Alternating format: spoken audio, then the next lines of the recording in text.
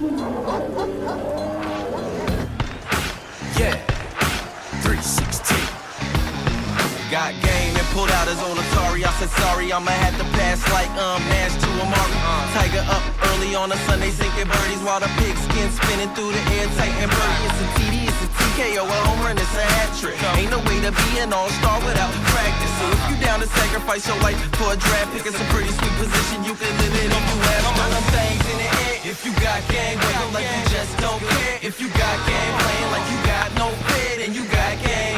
If you came in the way, yeah, you got game.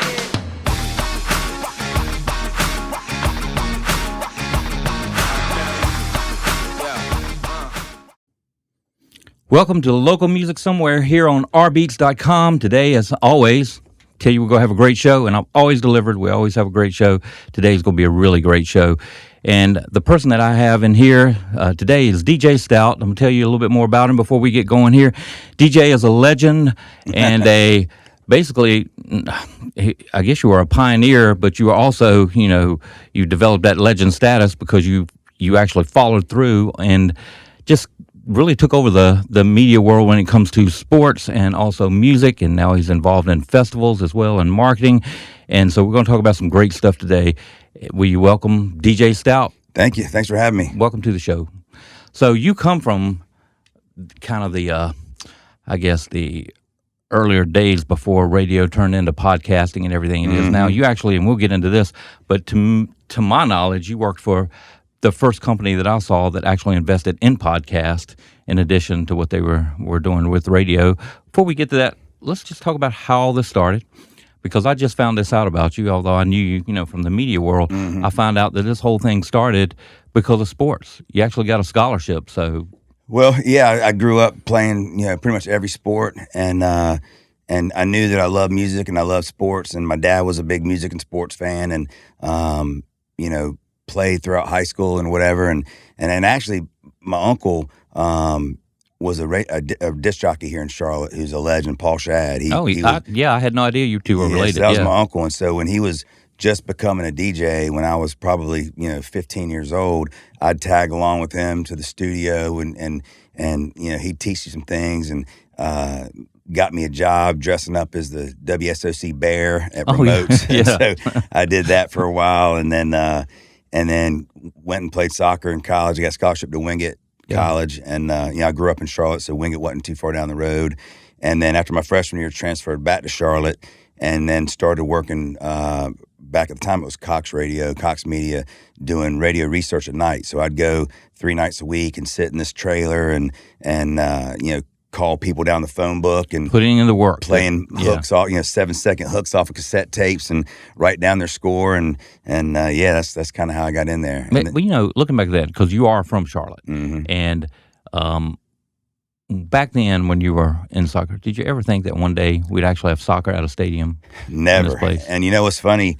It wasn't even as prevalent in the parks like it is now. Not even, and even myself, being a guy that loved soccer and played soccer, I never really even got into any of the professional soccer stuff until recently. Now, the Charlotte FC in the last probably year and a half, it's kind of got me now. I've went to the last 2 games, and I love it. So, but no, you're right. I would have never. I used to go to Carolina. If people were from Charlotte and lived here, we had a team called the Carolina Lightning back when I was probably 7, 8, 9 years old, and they played down at Memorial Stadium in uptown Charlotte, and we went to all those games, and 10,000 people, and they won a championship, and so that was great. But I never thought we'd have anything like what we have now. They do a great job. That was our prerequisite when it came to sports is Memorial Stadium. You remember the Barons? Oh yeah. The first, it would be all those guys that they were in training camps and all season they were out here playing. Yeah, I played in a lot of all-star soccer games there, and one of my sons played in some football games there, and I remember the Grady Cole Center, which is right next to it. A lot of the pro wrestlers, you'd see when you were there coming in and out of there, Ric Flair and Roddy Piper and all those guys. Back in the Crockett days. Yep. So you actually do all this research. You're hanging around at the station, but a lot of people don't know. A lot of interns I've still seen get in this. They think they're just going to walk in and it's just hanging around fame and hanging around the events. It's going to be it's not. It's like you said, late night hours. You're sitting there trolling through all these numbers. But that turned into you being with the sports station here, and let's go into that a little bit. Yeah, so I like that background. When I was in college, I was at UNC Charlotte at the time, and I got kicked out of school for a little bit for a fight that I had gotten into, and back then, you could get internships even if you weren't in school. Now you pretty much have to get credit for it. And anyway, got myself back in school and got an internship with WFNZ, which at the time was called Fox 610, which was like the little AM station to go with 99.7 The Fox, where John Boy and Billy worked. And so I got an internship there. A guy named Tom Carey, TC, hired me, and I interned and for free for about 6 or 7 months. Finally got a little credit for school towards it. And I interned for a show called the Jerry V and Matt Show, which was afternoon drive at the time. Jerry Valancourt, who's passed away, I think, a year or two ago, and then Matt Pinto, who still does play-by-play in the NBA. And you talk about, busting your butt for no money. And my nickname was Slave Boy for probably the first year was what they referred to me as. And media people so kind. Yeah. Well, back then, and this is the mid-'90s, you can get away with that kind of stuff, I guess. But the girl that produced the show at the time got sick for a couple weeks, and they asked me if I would be able to produce for those 2 weeks. So because I just got back in school and just was kind of on the right track, I went to every professor and asked them could I miss, and they all luckily said yeah. And I produced the show for a couple weeks, and about 2 weeks later they offered me the job. And so I had to decide, did I want to finish my 20 hours at UNC Charlotte right now, or take a job that I would be hoping would be waiting for me when I graduated, which there was no guarantee it would. And talked to my dad and a couple of buddies, and I said, yeah, let's give this radio thing a shot, and I'm glad I did. Yeah, because you ended up going to the country station, and that country station took a wild ride, with you at the helm there. Some great things happened. Yeah, so I ran FNZ. We started WFNZ in '97, and started up, ran it, and then we got bought. That was with American Radio Systems, and then I think we got bought by CBS and merged with WSOC and a couple of the other stations. Yeah. And so when I was there, I was really just fascinated with the music part of it. And the program director at the time was also on air, so he had a hard time doing everything. And so our market manager at the time, Bill Shaning, wanted to make me the operations manager so I could take a lot of that stuff off his plate, and I did. And then he ended up leaving like a year later, and I went to my boss and said, I want to be the program director. And he's like, man, you're a sports guy, you're not a music guy. And I'm like, no, I am a music guy. You just don't know it because I haven't had that shot yet. And so I lobbied hard for it, and they gave me a shot, and that was in 2003 maybe.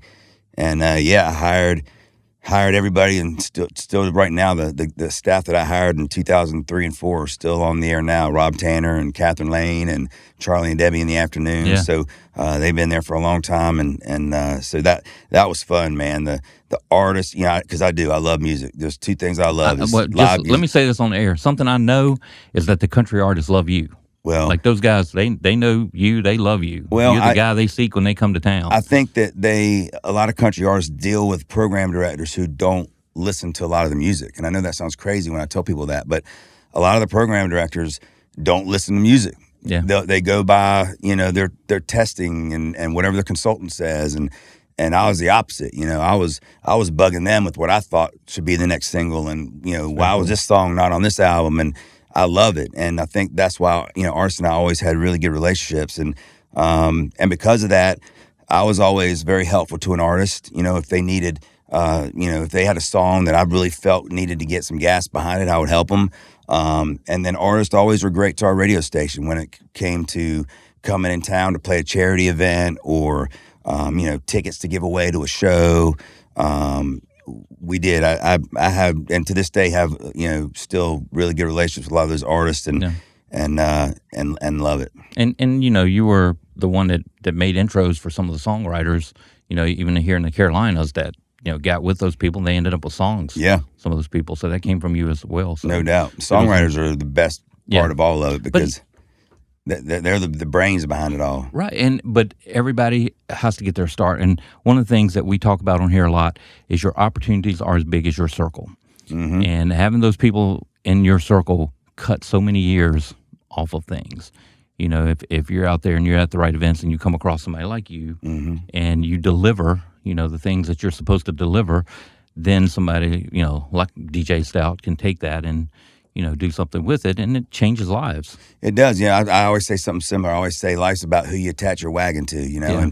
and if you attach your wagon to the right person, and everybody has that person that can take them to a certain place, and then if you're responsible and you do what you're supposed to do, then you're going to have people that attach themselves to you, and you're going to lead them forward as well. And you know, that's how I always try to look at everything. And songwriters, you know, that's a tough job, you know, and just sometimes they just need that one song or that one break. And you know, there's a great songwriter who lives in South Carolina named Wyatt Durrett, and Wyatt, I don't know, now he's probably up to 15 or 16 number ones, maybe more than that. I might be short on it, but he wrote, I think, 8 or 9 of the first Zac Brown band number ones.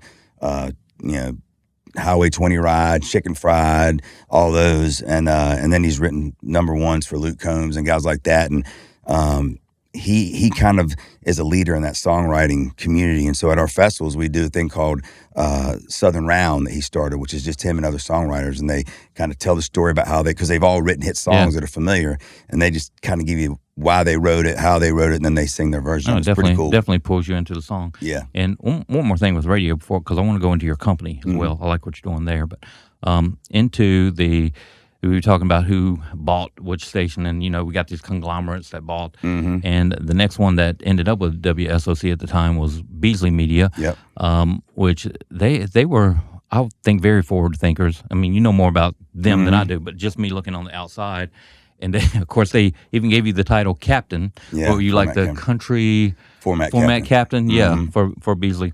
Yeah. And Beasley was the first organization. They may not be. They were just the first one that I noticed that saw the podcasting thing coming in, the value of that. Yep. And they also bought into digital media, you know, and digital marketing as well. In fact, I still hear their ads where they're saying, you know, if you need help with this, contact Beasley Media, and we take care of that for you. So in that, how did that change what you were doing?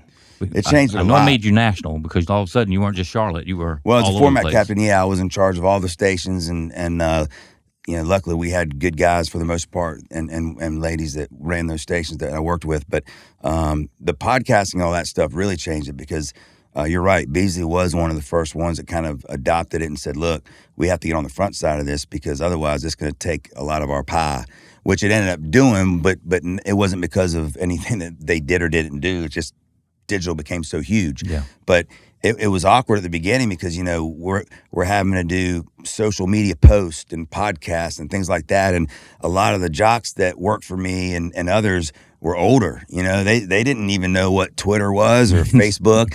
And so when I'm trying to tell them that they had to post or do this or that, some of them didn't gravitate towards it for a while. Hard. Yeah, so I almost had to create a budget for them. So I would give each person like their monthly budget of how many social media posts, how many this, how many that, and then I'd give them a report card.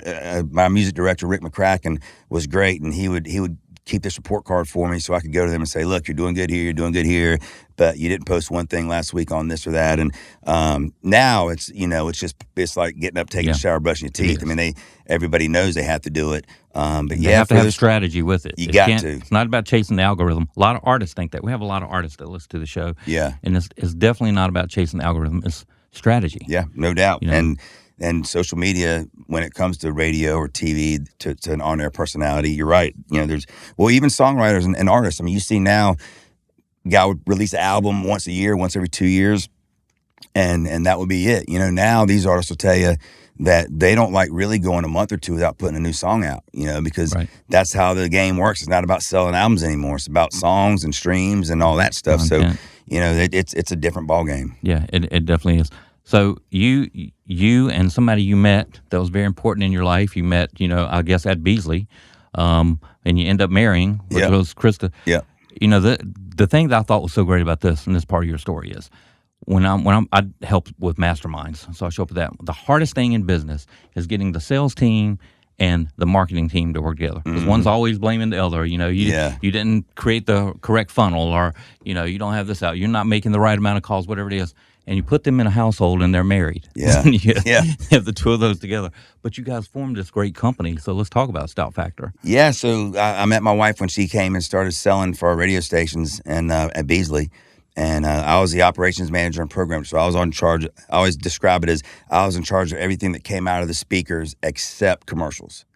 And she grew into a position where she was in charge of the digital for a long time. And then also she was a general sales manager. Yeah, So, yeah, and so we worked together and after a time, went on a couple dates and that was it. And so we always work together. People always go, man, how do you work with your wife? I don't know how you do it. And I'm like, man, we get along better at work than we do at the house sometimes, And so, and we do. We just gel. We've always worked great together. And it's not a one-up thing. It's not a, who brought in more money this month or who's been on more. Sometimes I can't say that, if I'm gonna be honest with you. Sometimes she likes to break my balls on, I need you to do more. You're at the bar drinking at 4:00. I mean, I'm over here busting my ass, and I'm like, all right, whatever. So maybe she's got a point sometimes, but for the most part, we really do work well together. And Stout Factor marketing was something that when I left radio in 2018, she stayed, and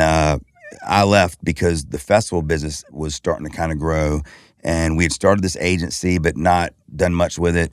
And then COVID hit, and so the brakes were slammed on everything. Yeah. So when we were coming out of COVID, I thought that I probably would just go get back in radio for a while. And then I said, you know what, I really don't want to go back to working for corporate America. Like, I can't stand it. And I just didn't want to do it anymore. And and so I said, let me just dive into our marketing company and just see if I can make anything happen. And my first client, Neogenics, a guy named Nico, and he's still one of our clients to this day. And I just realized that I liked it because I was getting to do a lot of the same things I did in radio. I was writing, commercials or TV scripts and negotiating contracts with radio stations or TV stations or whatever. I didn't know much about the digital stuff at the time. So, I'd be in a meeting and somebody would say, do you guys do SEM? And I'd be like, text my wife, what the hell is SEM? And so it took me a while to get caught up on all that stuff. But I loved it. And I loved the fact that it was all on my shoulders, and so luckily I had enough success, to where Krista was able to leave radio, a little over 2 years ago and come join me. And that's when the fun really started happening because she's sharp and, I hate computers. I don't do Excel sheets.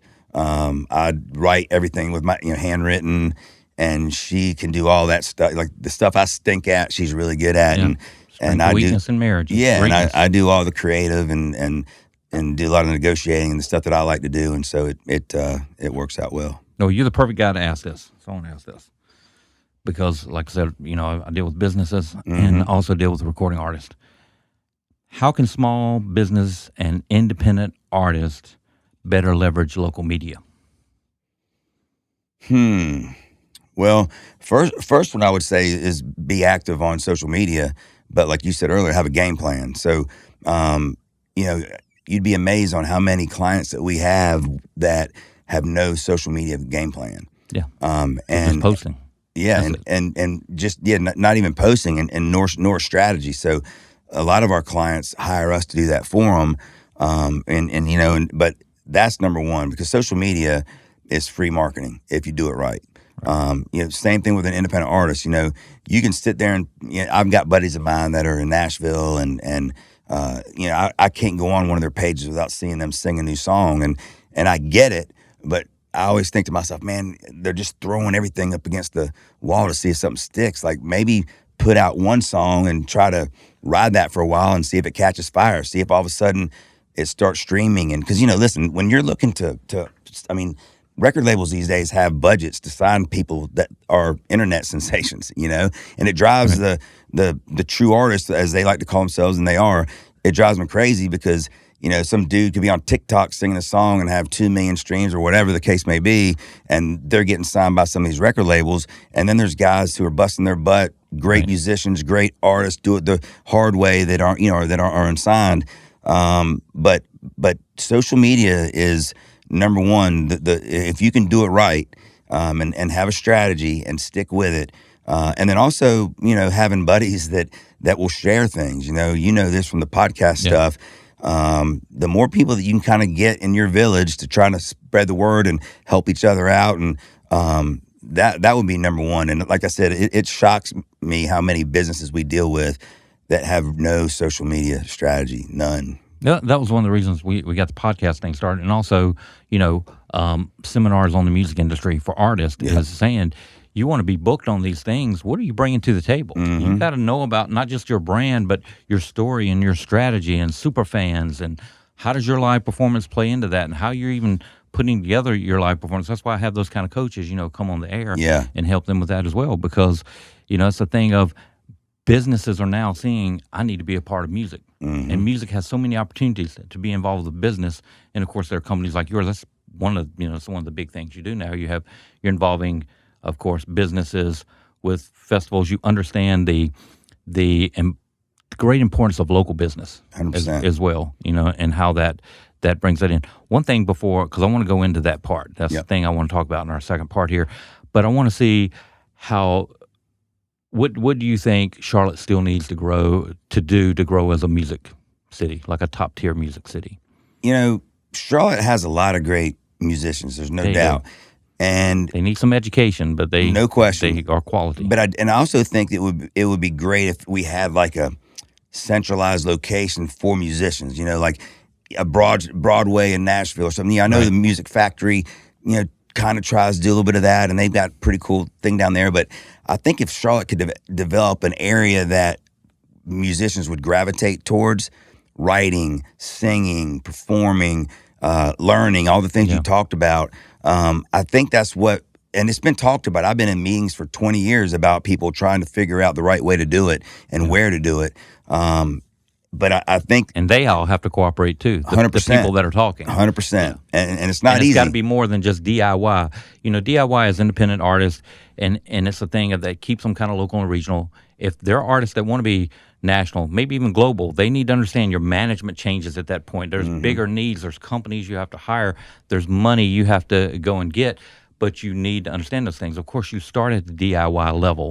I believe absolutely that could be centralized. But I was a fan of the Motown system when they were doing all that stuff. I definitely see the need for that again. I do too. And I will say this, Charlotte has, over the last couple of years, has some really cool music venues starting to pop up. You've got Goldie's, Roses, Cotty Joe's, if you're into country music's always been, a great place to go see music. But they're starting to pop up a little bit more.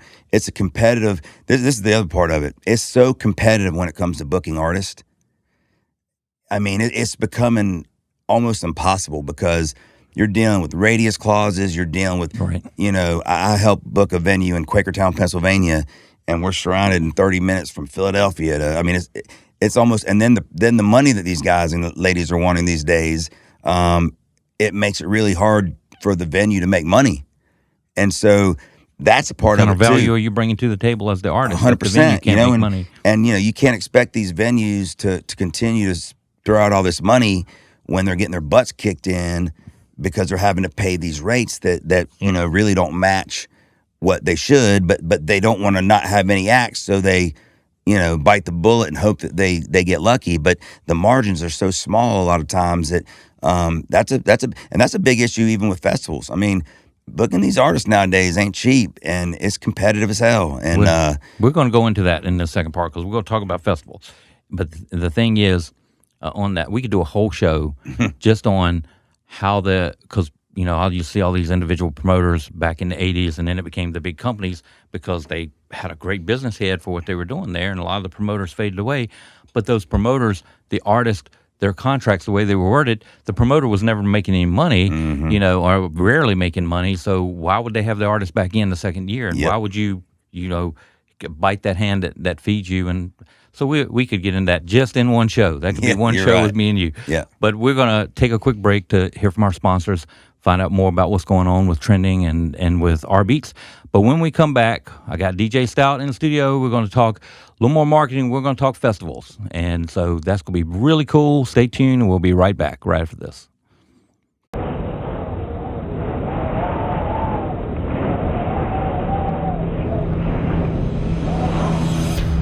Welcome back to this week's segment of What's Trending Now on rBeatz Radio, Media, and Streaming Network. First of all, I'd like to take a second to thank y'all for tuning in to What's Trending Now and making all of our dreams here at rBeatz.com come true. My name is Annalise Pearl, and my new single, Lightheaded, comes out on April 25th. Stay tuned for more information as we get right into our DJ World Beats top trending songs. Now let's get started with this week's events. Upcoming local, national, and international concerts. Let's start off with Tosca Music's Juneberry Jams, located in Norwood, North Carolina, about an hour drive from Charlotte, with a line packed with soulful rock and roll, bluesy grits, and foot-stomping rhythms, taking place on Saturday, May 31st. Event starts at 5:30 p.m. You get your tickets at toscamusic.org. Black Box Charlotte presents Techno Music Vibrations featuring DJ and electronic producer Cloud. Taking place on Friday, May 2nd. Doors open at 10 p.m. You can get your tickets at blackboxcharlotte.com. Galantis is performing a set at the Trio nightclub in Charlotte on Friday, May 16th. Doors open at 9 p.m. and you can get your tickets at triocharlotte.com. And this is Annalise Pearl, bringing you all the new details on the latest trending water court conversations. Stay on top of the rBeatz app and rBeatz.com, always bringing you the best independent, national, and international music artists, concerts, and influences on the rBeatz app. You all know the drill. Now let's get started with this week's DJ World Beats top trending songs. Spinning now on 25/8/366, our global pop stream, DJ World Beats brings you 7 Days of Freak by Kashmir, Shiniko, and Daidi, Something to Believe In by Avalon Roxton. And trending now on rBeatz Radio, our house and EDM stream, we have Bad Guy by Zed's Dead, Vortex by Umat Azkan. Coming up on We Global Radio, our hip-hop and R&B stream, we have Run It Up by Humankind, Yeah Yeah and Millions by Lou Sarar featuring Anetta Boy, La La La by Redman featuring Method Man.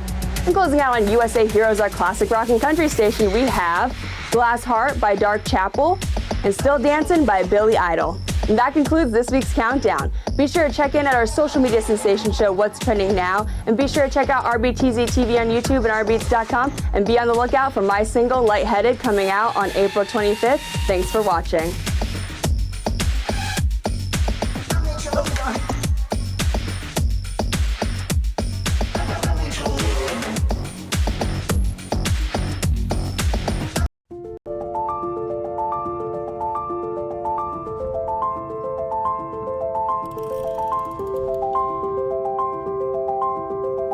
We're very honored to be here today and to form a partnership with Michael and bringing an American Hockey League team to Charlotte. We really feel that this is a huge step forward to the growth of hockey in North Carolina and in the South.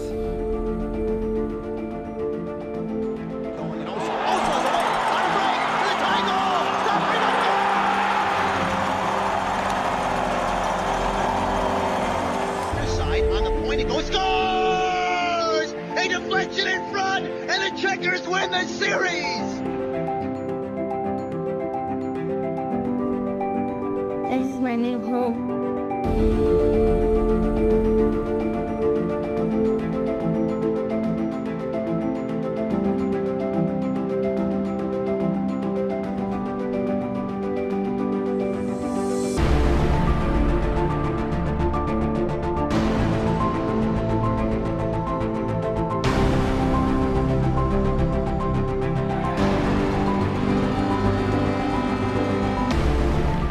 They score again. Sorla, it's the hat trick.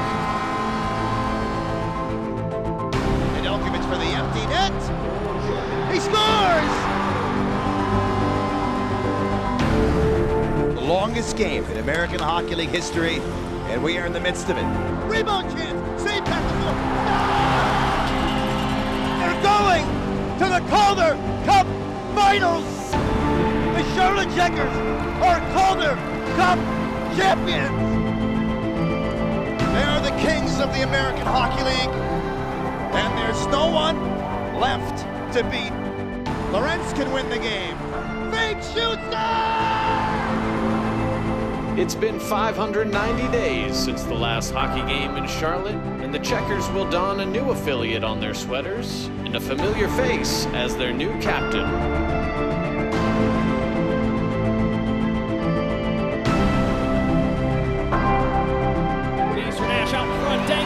Shot, he scored! Checkers with it, rebound, Carlson buries it! We're back tomorrow night!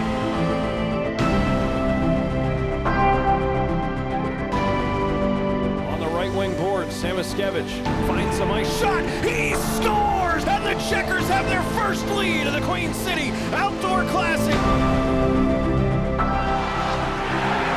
Number 124 for number 21, the new franchise record.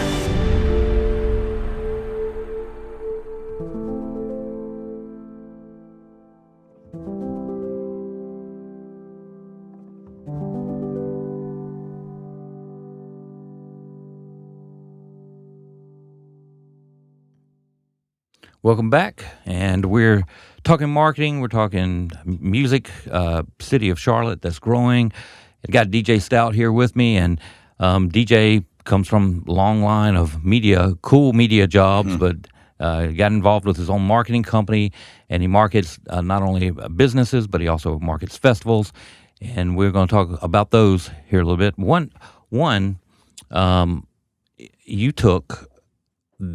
When you became involved with this country music festival, Carolina Country Music Festival, is that how is that the title? That was the first one, yeah. Yeah, of course, I just know it as Carolina Country. That's what what I think of. Yeah. That's the one that every artist seems like tries to get in. And now I think it's at least one of the top 5 festivals in the country for that. It is. That festival, it's crazy how that happened. One of my good buddies, a guy named Bob Durkin, who has been a bar owner, restaurant owner, and a lot of that in Charlotte for a long time. And he and I did a bunch of things together back when I was running radio, and just became good buddies. And one night we were sitting there talking, and he was like, "Man, I think Myrtle Beach is ripe for a music festival, a country music festival." And he had done his research, and him and his partner Rob had done their research to see what was close, what wasn't close, and he goes, I think we can do it. And I said, well, you get it done, you get the land, you do all that stuff, and when it's time to do the music, I'll help however I can.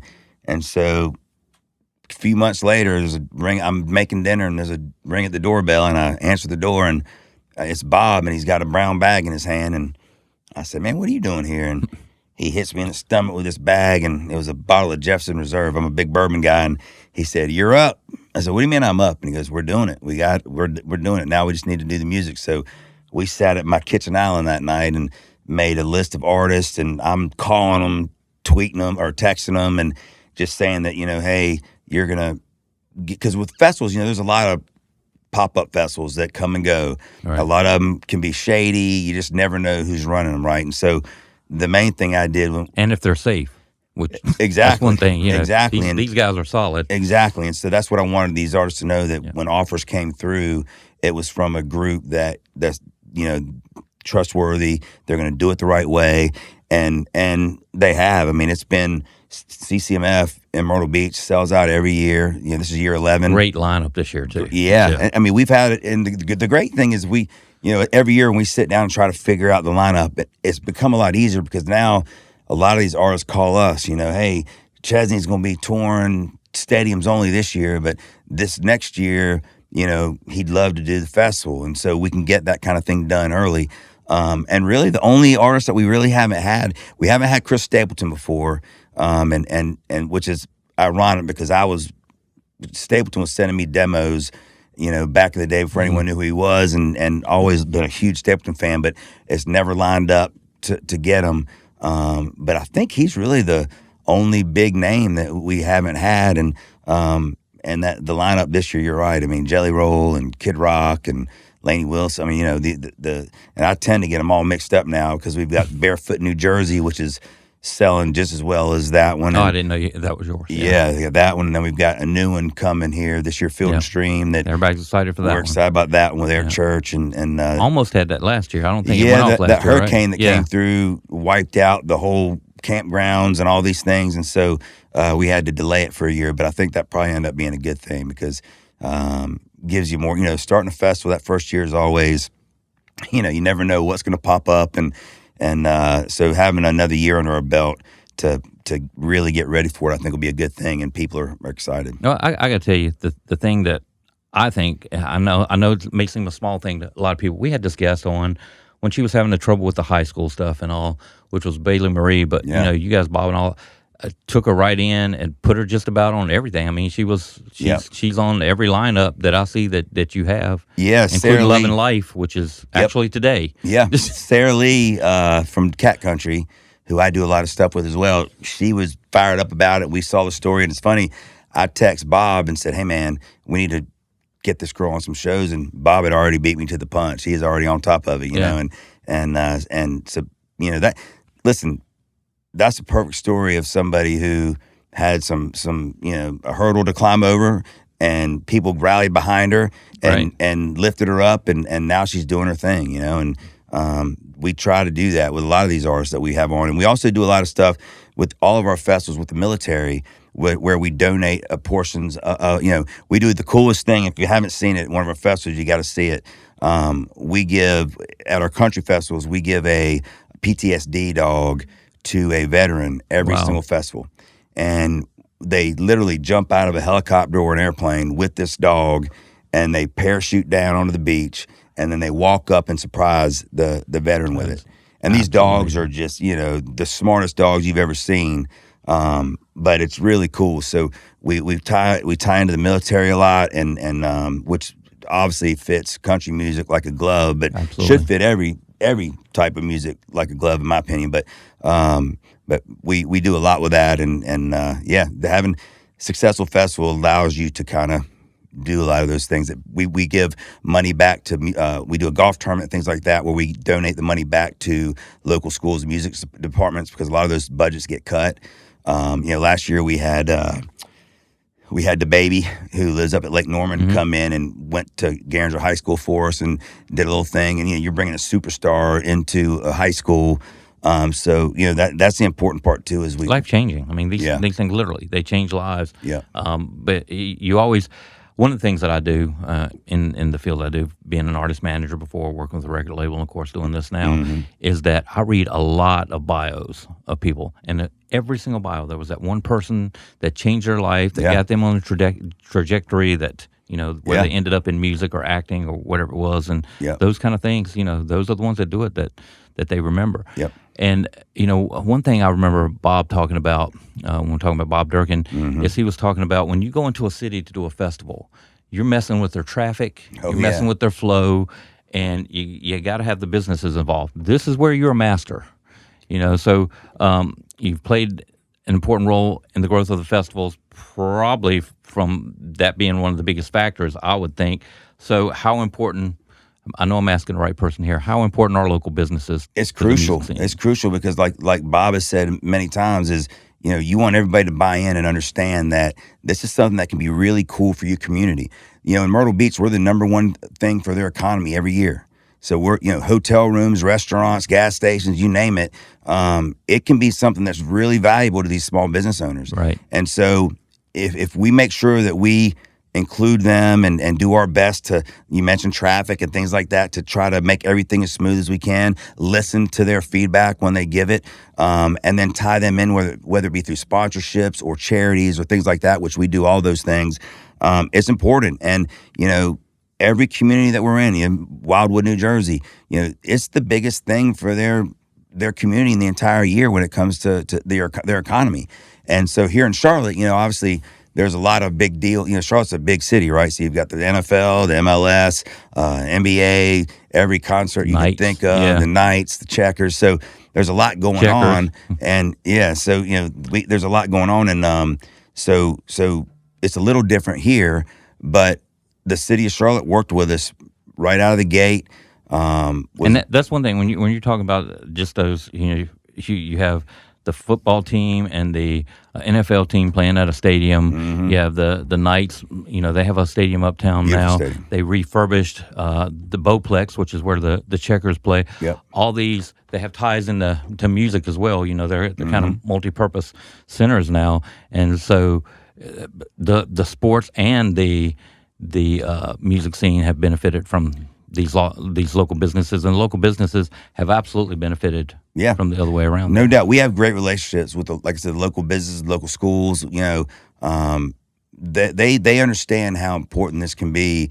You know, think about it. If you own a little bar in Uptown Charlotte this weekend, or if you're a hotel owner or a restaurant owner or whatever the case may be, and there's going to be, you know, 25,000, 30,000 people there each night that wouldn't normally be there, that's a big boost for your business. That's making some people's year at times. And so, we've been lucky that in all the communities we've been in, they get it. Now there's always, stumble here or there, right? That's natural, but we've never Doing had business at that level. Is sure, absolutely gonna be exactly. a thing, But it's never been anything that we don't work out easily and move on, and doing the one here in Charlotte where, is my hometown, and Bob's been here for a long time. And so, his crew that does such a great job, when it comes to these festivals. I mean, I don't do nothing compared to what these men and women do. But a lot of them have been here for a long time and they get it. Charlotte, it's still a small town. As big as we're getting, there's still a lot of small town values. And I think that's what makes it pretty cool. Well, something that's a little bit different with the country festivals compared to, we're talking about Lovin' Life because Lovin' Life starts today. I'm going to get you out of here in time to get there.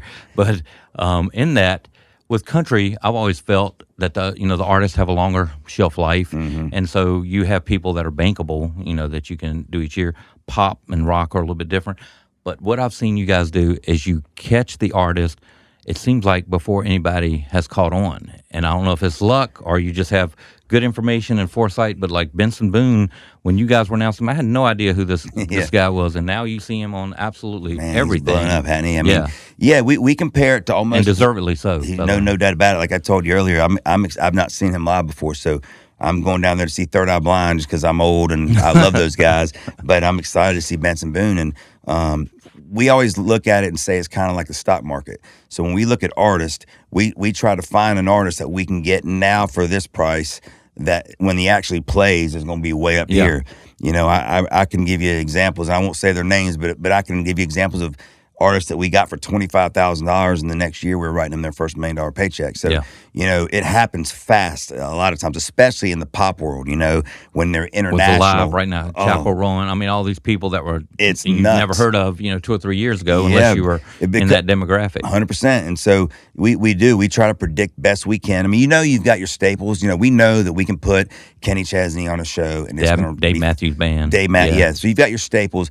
There's some that we haven't landed yet that we've been close on that hopefully we'll have next year. The same kind of thing that we know that if they play here, it's going to be a home run. Bands like Foo Fighters, Pearl Jam, people like that who you just know what they're going to do. Live reputation is great. Exactly. But the hard part is getting the third, fourth, fifth acts, because you still need to get people who are going to sell some tickets and that people are going to want to see.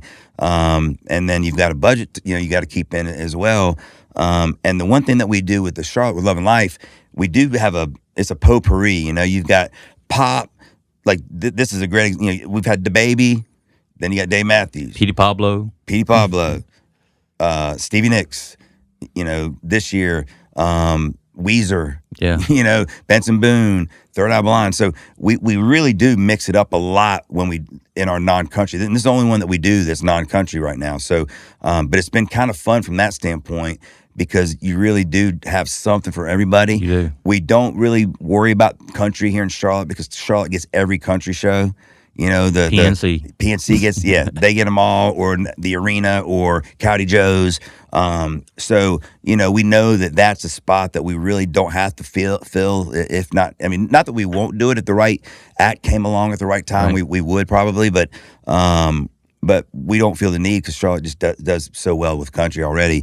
But it's been kind of fun bringing in these different, you'll be at the festival and you'll see 75-year-olds and you'll see 18-year-olds and everything in between, and they'll all have the band or two that they just can't miss, and it's cool. And as a show here, we deal with a lot of the aspiring artists. We try to cover them. We try to make some kind of wave for them. Mm-hmm. A lot of them watch.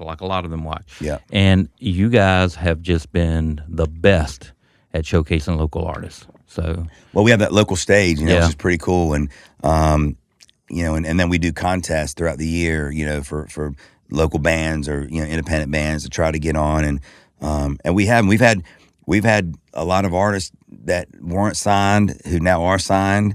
We've had artists who weren't big that, I always tell this story, but Morgan Wallen wrote one of his biggest hits sitting in our parking lot in Myrtle Beach, before anybody really knew who the heck he was, and I love that kid's story, though. Yeah, it's a great story. Back from The Voice to now. Yeah. Or, I think it was, well, the might have best been thing that ever America's happened Got to him Talent. was getting off The Voice once they got him off, because if he would have went much further, it'd been a whole different ballgame. But you locked in. They lock you in, boy. They lock you in. So, but yeah, I mean, we want these local artists to enjoy it. It looks good on their resume. Absolutely. I'll give you a great story. Chris Lane, who's a famous country singer, and actually played baseball at UNC Charlotte's twin brothers, his drummer, and Chris would play in a band up in Winston-Salem at a bar that used to be there called Johnny and June's. And I saw him one night opening for somebody. I don't remember who it was. And I was like, man, this kid's pretty good, you know? And so I went up to him after the show and I said, hey, how would you like to come play my WSOC tent at all the concerts in Charlotte? So we would do our broadcast, afternoon drive before whatever, Kenny Chesney, Luke Bryan, whoever. And I said, I can't pay you, but I'll give you 4 tickets to every concert that you play. And if I were you, on your website or your social media, I'd say, hey, I'm opening for Luke Bryan tonight, Charlotte, North Carolina, blah, blah, blah, blah, blah. And he's like, man, I can say that? I said, hell yeah, you can say it. You're not lying. Yeah. I mean, you're there first, he's there last. And so Chris would do that. He would put on there, I'm opening, for Luke Bryan tonight, but it looks great on a resume. So these independent guys, these local artists that are playing on this festival tonight, to be able to say they played on a festival tonight before Gwen Stefani, Benson Boone, Dave Matthews, Teddy Swims, whoever, whatever night you want to. Again, Bailey's posted that everywhere. Yeah. Which, why not? I mean, if I was their manager, their mother, their father, their brother, best friend, sister, I'd tell them to do the same doggone thing, 100%. Well, speaking of that, I had a question. She's the biggest Dave Matthews Band fan that I know. Her name's Maggie. She's a friend of mine, but she watches the show, and I told her that you were going to be on. So I get people will text me questions and things like. But I thought this was a good suggestion, so I wanted to mention it on the air and give Maggie the shout out. But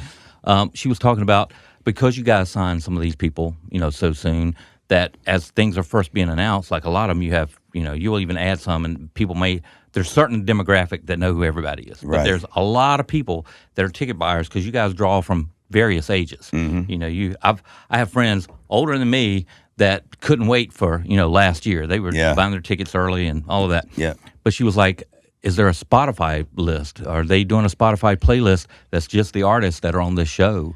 Is that something you guys have thought about? I know that we've done that with Pandora for sure. I thought we did it for Spotify, but I don't know off the top of my head if we do it with this festival. I know we have before with Pandora for sure. But I would guess we do, but if not, I'll find out. It's a great idea. 100%. Yeah. So anyway, dude, I know you're busy. I couldn't believe you agreed to come in here on the first day of the festival, but thank you so much. Oh, no, I'm glad you invited me, and it was nice meeting all y'all, and next time I'll have a little bit more time to spend without having to book out of here. Yeah, and we'll talk about that thing that we said. We're going to talk about the promoters and how to deal with the promoters, and then why the importance of why certain people took over and the conglomerates and the difference in that. That'd be a great show. 100%. Well, thank you very much. Thank you guys for tuning in. I know a lot of you out there that are watching from Charlotte, you will be at the festival tonight. Be safe, have fun. These guys got a great show in line for you. You're seeing people that were on the rise just a few months ago. They're taking over the world right now, so it's going to be a really cool thing.